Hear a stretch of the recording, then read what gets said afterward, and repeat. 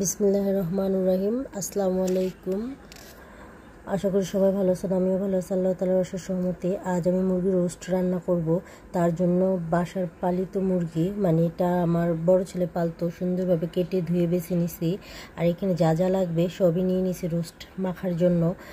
জর্দা রং, টক দই, tomato sauce এগুলো নিয়েছি। আদা রসুন বাটা সুন্দরভাবে মাখিয়ে নিব। দেখতে থাকেন। আজকে রোস্ট রান্না করব ঘরে যা যা মশলা আছে, যা যা উপকরণ আছে সেগুলো দিয়েই। রোস্টের মশলা ব্যবহার করব না। এভাবে রান্না করে খেয়ে দেখবেন, খুবই ভালো লাগবে।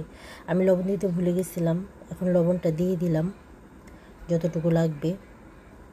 সামান্য পরিমাণ তেলও দিয়ে দিব। সুন্দরভাবে মেখে আমি 1 ঘন্টার জন্য রেস্টে রেখে দিব। তারপর রোস্টটা সুন্দরভাবে ভেজে রান্না করব। দেখতে থাকেন। ফ্রাই প্যানে তেল দিয়ে দিছি পরিমাণ মতো রোস্ট ভাজার জন্য। তেল গরম হয়ে গেছে, একে একে রোস্টটি দিয়ে দিব, রোস্টের পিসগুলা। একটা মুরগি জবাই করছি, আপনাদের মনে প্রশ্ন জাগতে পারে তাহলে 6 পিস হলো কিভাবে। আগে একদিন মুরগি জবাই করছিলাম, আমার ছেলের পালা মুরগি, শক্ত মুরগি আর কি, বড় ছিল। পুরাটা রান্না করছি, 2টা রান রেখে দিছিলাম, এগুলার সাথে দিয়ে দিছি।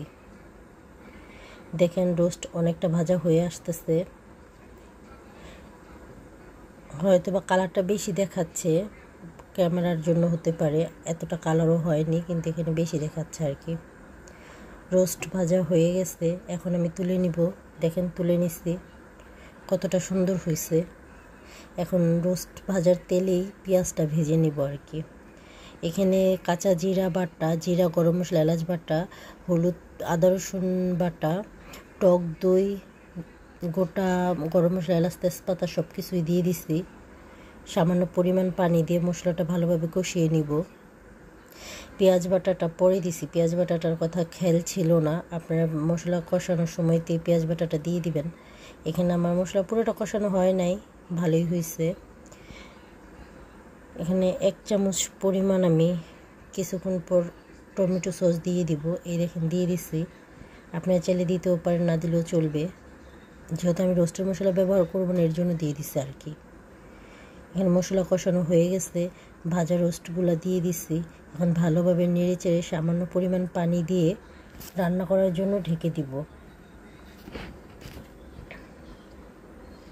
সামান্য পানি দিছি, মানে মুরগিটা ভালোভাবে কষানোর জন্য। দেখেন কতটা তেল উঠেছে।